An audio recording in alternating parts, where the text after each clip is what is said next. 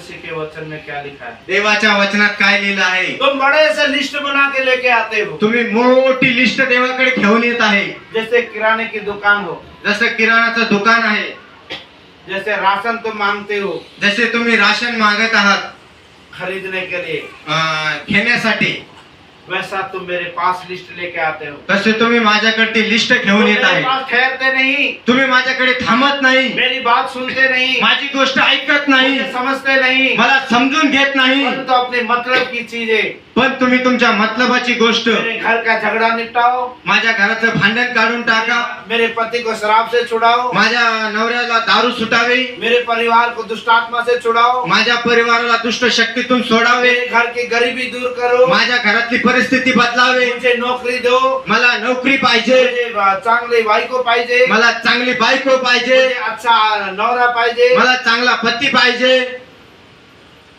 ये लिस्ट लेके आते हो. ही गोष्ट तुम्ही देवाकडे घेऊन येत आहे. हाँ या ना? खरंच सांगा, अरे जोर से खरंच सांगा. हाँ या ना? अरे सब बोलो, होता है कि नहीं?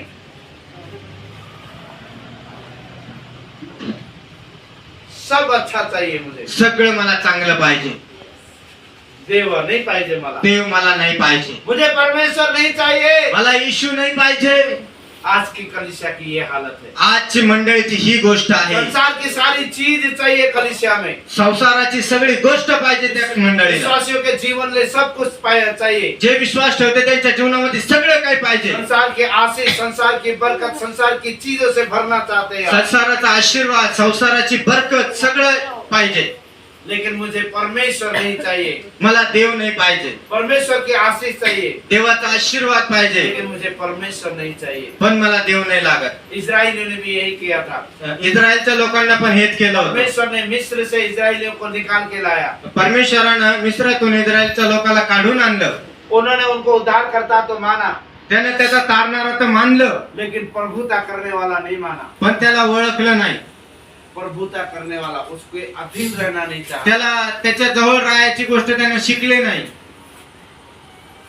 उसकी अधीनता, अधीनता को मराठी में क्या बोलते हैं?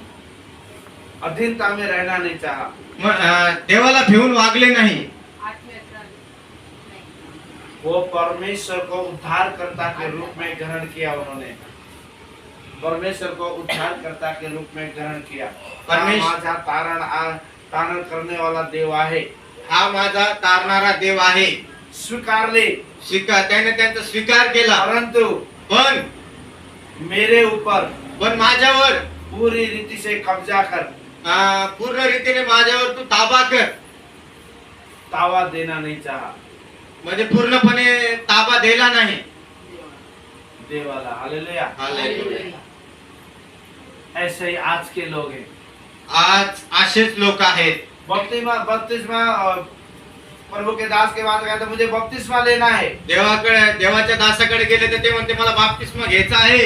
मुझे क्यों लेना है? कशासाठी घ्यायचा आहे? माझा रोग बपतिस्मा लेने से मेरी बीमारी चली जाएगी. मी जर बाप्तिस्मा घेतला तर माझा आजार निघून जाईल, दुष्ट आत्मा निकल जाएगी, शैतान निघून जाईल. मेरे जीवन में आशीर्वाद ही आशीर्वाद होगा. माझ्या जीवनामध्ये प्रत्येक आशीर्वाद येतील.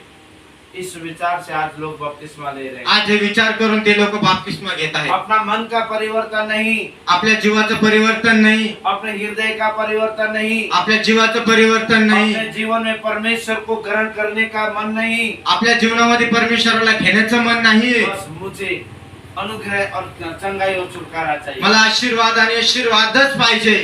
आज की कलीसिया आजची मंडळी सांसारिक चीजों से भरी है. या संसारातल्या गोष्टीसाठी भरलेली आहे. पैर अपना उधर कर लो, आई इधर पैर ना को करो. संसाराची गोष्टात भरली आहे. मजाक है आप लोगों को, मैं सीधा करने वाला हूँ. हालेलुया. तुम्ही या गोष्टीला मजाक मानू नका. देव तुमच्यावरती, आपके ऊपर परमेश्वर नजर रखता है. देव तुम्हाला पाहत आहे. तुम देवाकडे पाहते की संसार की चीज